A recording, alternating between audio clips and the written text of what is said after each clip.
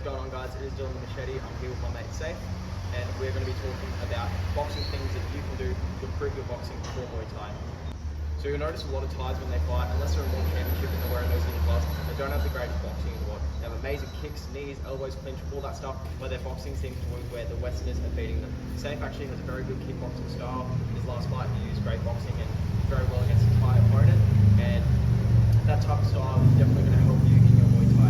So, another one thing that we're going to be talking about is the jab. So, me and Safe are together. A lot of Muay Thai fighters, they'll throw the jab once. Boom. They'll just throw that jab and then they'll lead onto a kick or something, or they'll just go 1, 2. They never use the jab as a finding range type of thing. So Safe is really good at this. If I'm standing in front of Safe, he's constantly throwing that jab, he's moving around me. So he's throwing multiple jabs. Even if we're just in front of each other like this, we're touching, moving around, touch. And then you can later use that to set up a kick. You can use it to set up more punches. You can boom, boom, cross, boom, boom. A lot of Muay Thai fighters, you'll notice, they'll throw 1, 1. They'll throw 1, 1. They never really do that. Touch, touch, touch. And if you do that against a Muay Thai fighter, chances are they're going to get frustrated and they're going to be coming forward. So you hit that jab, boom, boom. He's going to start coming forward. You can use that to start moving around. You can start to use that lead hand as a very good weapon against the Muay Thai fighter. A basic drill that you can do to get better at this is just do it on the bag. So constantly jabbing and moving on the bag, touching with your jab, doesn't have to be power, touch, and then land that right hand or a kick later on. Make sure your defense is on point, especially for leg kicks, because people will try to leg kick you if you're moving around that way to them. The second thing that Muay Thai fighters do that definitely inhibits their boxing is the balance between their legs. So you'll notice a lot of Muay Thai fighters, especially Thais that have been doing it since they're very young, a lot of their weight is on their back leg. Now that's great, if Safe comes towards me, I teep him, he comes towards me, do that, he comes towards me, you have to keep him at that distance. But it's not great for getting power in our punches. So how are we going to fix this? We need to know when to be like this, when to be heavy, and when to be in between.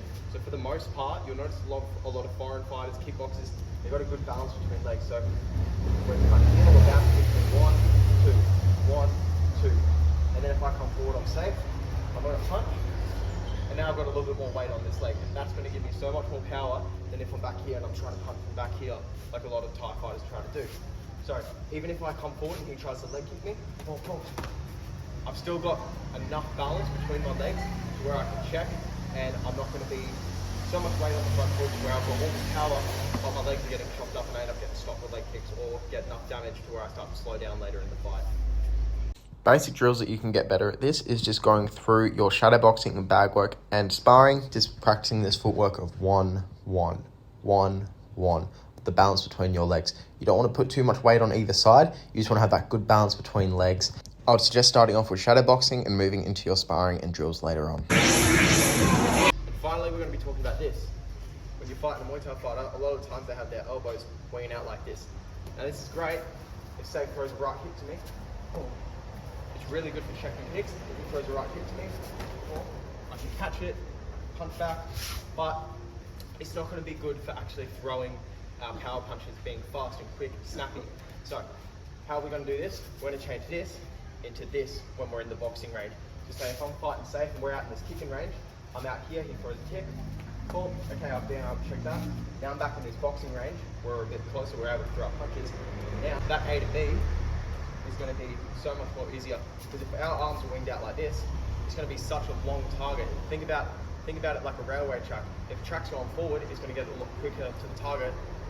It's going to get a lot quicker to the target than a railway track that goes around. So this will be this every single time.